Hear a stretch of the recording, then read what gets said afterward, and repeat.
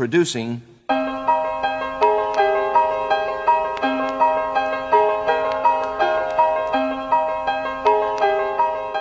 It's no secret that anarchists don't like states. In fact, we anarchists are generally defined by our rejection of and opposition to state institutions, such as governments, police, and prisons. But while opposing these physical manifestations of the states is certainly an important part of anarchist practice, anarchist critiques of the state go much further and include the underlying social relationships and ideologies that have historically been used to create states and to uphold their authority. One of the most important of these concepts is nationalism. So what is it exactly? And what do anarchists have against it? Well, basically, nationalism is a kind of social glue that holds together people of different ethnic, tribal, linguistic, religious, and cultural groupings into a single defined population, linked to a specific geographic territory. The problem with nationalism is not necessarily that it's a glue. There are plenty of examples of organic nationalism, based on shared culture, language, and history.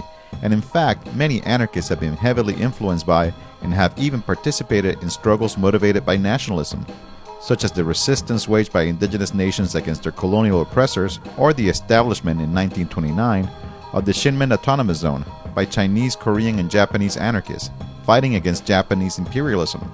The problem with nationalism lies in its tendency to mask social contradictions among a population, thereby allowing for the reproduction of hierarchies, which in turn end up producing a new state structure, which is another way of saying that nationalism is a force that groups people together in a way that tends to maintain the division of the human race into competing states. In countries with strong state institutions, nationalism is more commonly referred to as patriotism, and everyone is conditioned from a young age to believe that loving your country is one of the most important, natural things you can do. In school, we are forced to stand every morning for the national anthem and taught a heavily sanitized version of our nation's history. We even celebrate its birthday every year, with fireworks no less. Because nationalism is so ingrained into our lives, customs, and beliefs, many people will be surprised to learn that it is a relatively new thing.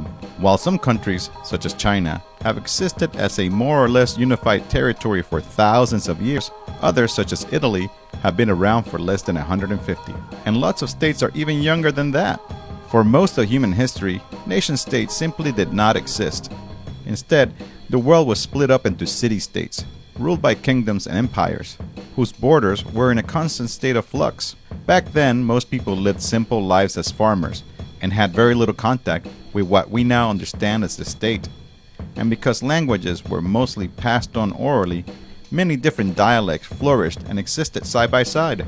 Although nationalism emerged in different parts of the world at different times, the development of the modern nation-state is often associated with the early development of capitalism and European colonial expansion beginning in the 16th century. The race to plunder the world of its land and resources kicked off an intense competition between kingdoms in Europe, leading to the proliferation and gradual consolidation of states with clearly defined borders.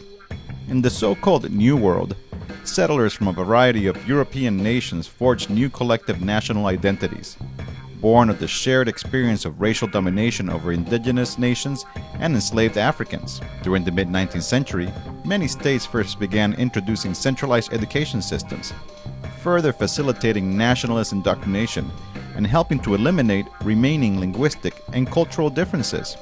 In extreme cases, such as the residential school system in so-called Canada, this practice amounted to full-fledged genocide. Not content with their pillage of the Americas, European colonialists carved up Africa and the former Ottoman Empire into arbitrarily defined states, which in turn produced nationalist strongmen who brutally massacred linguistic and ethnic minorities such as the Armenians and the Kurds in the Middle East.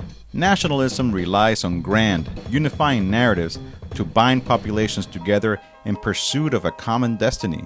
Whether this assumes the form of the individualistic pursuit of the so-called American dream or the Nazis' pursuit of the Third Reich, whether the heavily militarized ethno-religious protectionism of Israel or the totalitarian self-reliance of North Koreans' Juche, nationalism provides an ideological framework for the manipulation and social control of large groups of people. It provides a sense of collective belonging and unity of purpose, while simultaneously helping to justify the massive application of state violence towards perceived others. Human history is awash in blood justified in the name of nationalism, from ethnic cleansing and genocide to aggressive wars launched in defense of abstract, emotion-laden concepts such as freedom or the glory of the fatherland. Rather than limiting ourselves to the narrow perspective of nationalism, anarchists put forward the competing concept of internationalism. This flows from the realization that borders and nations are artificial constructs meant to divide us, and that struggles for freedom and dignity waged anywhere in the world are deserving of our solidarity and support.